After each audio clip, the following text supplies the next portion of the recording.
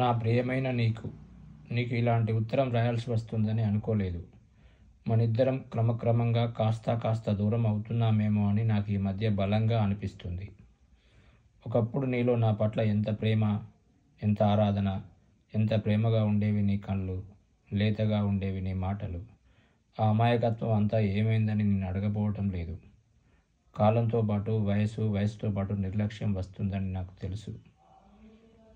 ప్రొద్దున లేచినప్పటి నుంచి సాయంత్రం పడుకునే వరకు నన్నే తలుచుకుంటూ ఉండమని, నా తలుపుల్లోనే గడపమని నేను నిన్నెప్పుడూ అడగలేదు. కనీసం ఆనందంగా ఉన్నప్పుడైనా నా వైపు ఒకసారి చూడవచ్చుగా. రాత్రి వెళ్ళకిలా పడుకొని గాఢంగా శ్వాస తీస్తూ నిద్రపోతావు. అప్పుడప్పుడు చిన్నపిల్లల మూడంకె వేసి కూడా నిద్రపోతూ ఉంటావనుకో. నీ పెదవుల మీద కాస్త చిరునవ్వు కదులుతుంది. నేను గుర్తొచ్చానేమో అనుకుంటాను. అప్పుడప్పుడు సన్నగా మూలుగుతావు. నేను కంగారు పడతాను. నీ నుదుటి మీద చేయి వేసి నీ బాధ పోగొట్టాలన్న కోరిక బలంగా కలుగుతుంది. కానీ నాకు అహం ఉంటుందిగా. నా నుంచి దూరం అయిపోతున్న నీకు ఎందుకు సేవ చేయాలనిపిస్తుంది. మళ్ళీ అంతలోనే జాలేస్తుంది. ఎంత నువ్వు కాదనుకున్నా మన బంధం అలాంటిది. ఇందులో నీ తప్పు లేదని, పని ఒత్తిడి వల్లనే నువ్వు ఇలా మారిపోయావని నాకు తెలుసు. అందుకే నేను నిద్రలోనే నా కౌగిల్లోకి తీసుకుంటాను. క్షణాల్లో బాధ తగ్గిపోయినట్టు నిశ్చింతగా నువ్వు తీసే శ్వాస బట్టి తెలుస్తుంది. అది చాలు నాకు. చిన్న వృత్తం గీసుకొని నువ్వు నన్ను బయటకు తోసేసినా నిన్ను నా కౌగిల్లోకి ఆహ్వానిస్తాను. నువ్వంటే అంత ఇష్టం నాకు. రాత్రంతా నేను నిన్ను చూస్తూనే ఉంటాను. నీ ప్రతి కదలికని ప్రేమిస్తూనే ఉంటాను. ప్రొద్దున్నే నువ్వు లేస్తావు. దగ్గరకు వచ్చి ప్రేమగా 2 మాటలు మాట్లాడతావనుకుంటాను. కనీసం 2 మాటలైనా సరే. నిన్నటి మంచి అనుభవం గురించో, సంతోషం గురించో, కనీసం నీ మనసుకు కలిగిన ఏదైనా బాధ గురించో. స్నానానికి హడావుడిగా వెళ్ళిపోతావు. అది ముగించి ఫ్రెష్గా వస్తావు. నా వైపే నడుస్తూ వస్తావు. ఊపిరి బిగించి చూస్తాను. పొగ కౌగిల్లో అగరొత్తు పరిమళం లాంటి నీ ఒక చిన్న ఆధ్యాత్మికత కోసం. కానీ నీకు అవేమీ అవసరం లేదు. బ్రేక్ఫాస్ట్ టేబుల్ దగ్గరికి వెళ్తావు. ఆ తర్వాత ఏ డ్రెస్ వేసుకోవాలని ఆలోచిస్తావు. అందులో 10వ వంతైనా నా గురించి ఆలోచిస్తే ఎంత బాగుండని నీ పక్కనే నిలబడ్డ నేను అనుకుంటాను. సెలవు రోజు వస్తుంది. చాలా ఖాళీగా కుర్చీలో కాళ్ళాడిస్తూ తీరిగ్గా కూర్చుంటావు. విశ్రాంతిగా ఉన్నావు కదా, నాతో మాట్లాడతావు అనుకుంటాను. కుర్చీలోంచి లేస్తావు. నా వైపే వస్తావు. ఆగుతావు అనుకుంటాను. ఆగకుండా ఫోన్ దగ్గరికి వెళ్తావు. పావుగంట ఫ్రెండ్తో మాట్లాడతావు. అందులో ఒక్క ముక్కైనా ఉపయోగం ఉన్నది ఏమైనా ఉంటుందేమో అని చూస్తాను. ఉండదు.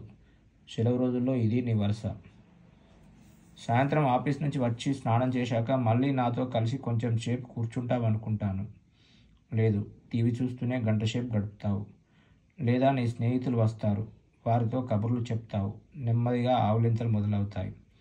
పగలంతా అలసిపోయావని తెలుసు. కనీసం రాత్రైనా నేను గుర్తొస్తానేమో అనుకుంటాను. ఒకసారి నా వైపు కాస్త చూస్తే చాలు. దగ్గరికి తీసుకుని నా ప్రేమని నీకు దుప్పటిగా కప్పి రాత్రంతా హాయిగా నిద్రపోయేలా చేద్దామనుకుంటాను. కానీ నీకు నాకన్నా నీ సమస్యలతోనే గడపడం ఇష్టం. అందరికీ గుడ్ నైట్ చెప్తావు. నాకు చెప్పవు. సమస్యల్ని కౌగలించుకొని నిద్రపోతావు.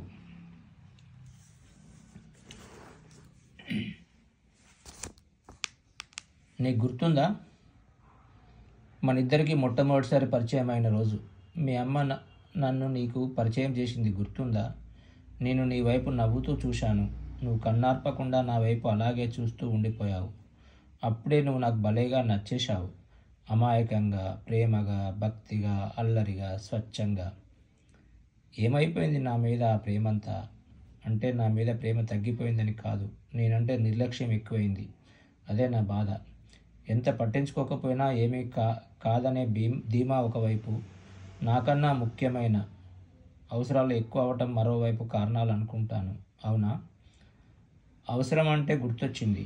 నీ ఇతర అవసరాల ప్రాముఖ్యతలో మునిగిపోయి మీ అమ్మగారిని, నాన్నని ఎలా చూసుకుంటున్నావో నీకేమైనా తెలుస్తుందా? వాళ్ళ దగ్గర కూర్చొని ఆప్యాయంగా మాట్లాడి ఎంతకాలమైందో ఒకసారి ఆలోచించు. నీవు కూడా అలా వృద్ధుడివయ్యాక నీ పిల్లలేమిటి, నా మొహం, మన పిల్లలు కూడా నీతో అలాగే ఉంటే ఎలా ఉంటుందో ఆలోచించు. నిజంగానే అడుగుతున్నాను, చెప్పు. ఆ రోజులు బాగున్నాయా?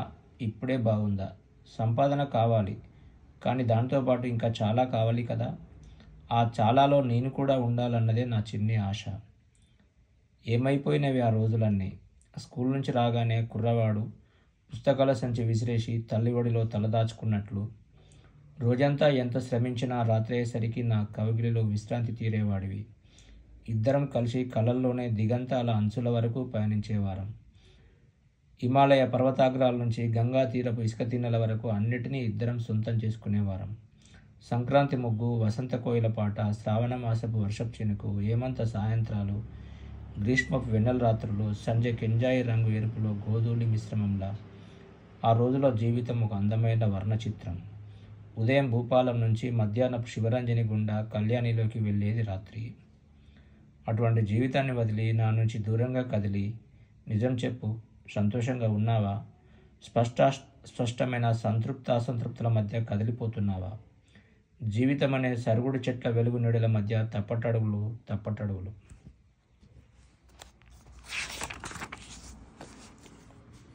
ఎలా ఉండేవాళ్ళం? చెట్టుని పుట్టని కలిసి ప్రేమించేవాళ్ళం. వర్షంలోనూ మంచులోనూ కలిసి తడిసేవాళ్ళం. మేఘం వస్తుంటే సంతోషించేవాళ్ళం. పువ్వు వస్తుంటే సంబరించేవాళ్ళం. ప్రతి ఉదయం ఒక చిరునవ్వు సుప్రభాతం, ప్రతి ప్రత్యూషం ఒక ఆహ్లాదానికి తొలిద్వారం. ఒకసారి చుట్టూ చూడు.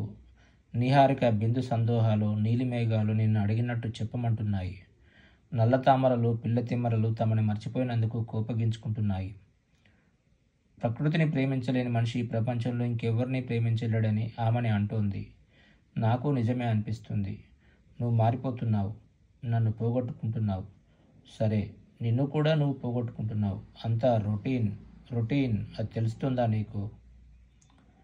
ప్రియతమా, నాకు ఓర్పు ఎక్కువ, చాలా ఎక్కువ. నువ్వు నన్ను ఎంత కాదనుకున్నా, మర్చిపోయినా నీకోసం నేను చూస్తూనే ఉంటాను. నేను నీ పట్ల ఎంత ప్రేమగా ఉంటానో నువ్వు కూడా అలానే ఉంటే నాకు చాలు. నువ్వు నా దగ్గరికి రానవసరం లేదు, నాతో మాట్లాడనవసరం లేదు.